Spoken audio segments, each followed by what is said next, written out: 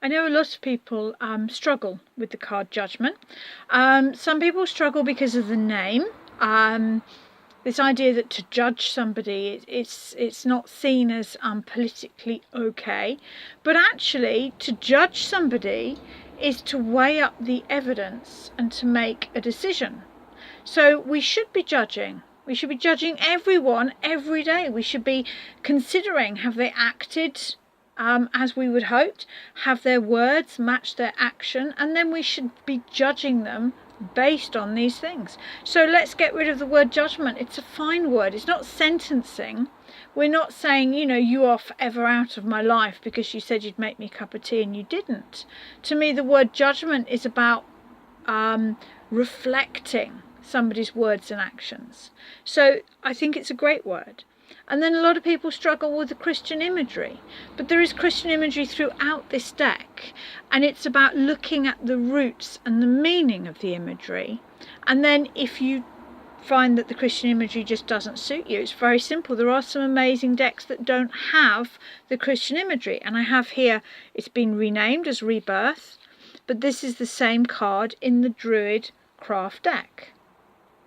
So we have the name changed, we have the imagery much more pagan.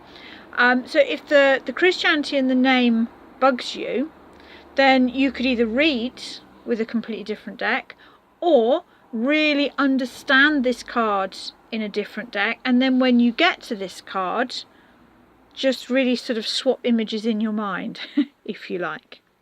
So the most important symbol for me of this card is sound. Here we have the horn blowing. Here we have the horn blowing.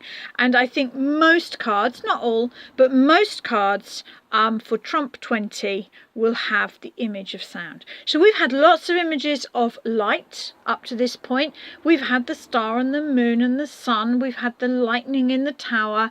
We've had the darkness in the devil. Now we have, possibly for the first time, sound. It is changing up a gear.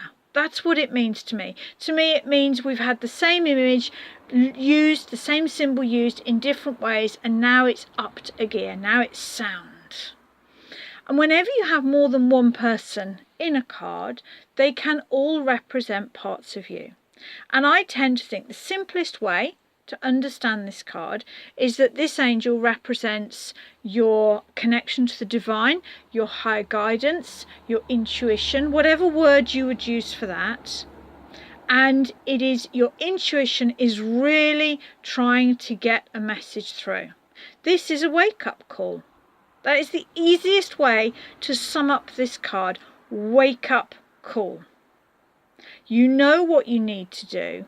You're just probably trying to avoid it. And often in a tarot reading, I may say to the client, you know exactly what you're meant to do. You're just busy trying to avoid it. You can't. And then this image of the people stepping out of their coffins. For me, if every card can represent the person I'm reading for, I often see that this represents the different roles people have taken. Under stress throughout life, we compartmentalise ourselves. You know, your friends see one slightly different part of you, your partner another, your children another, your work colleagues another. It's like we split ourselves off to cope with the difficulties of life. And to an extreme degree, soul retrieval is when you've actually literally split a part of yourself off. And this card is the coming together of you. In a bigger reading, in a life reading, this card is waking up that you will no longer compromise who you are. You will no longer fit into other people's boxes. You will be entirely true to you.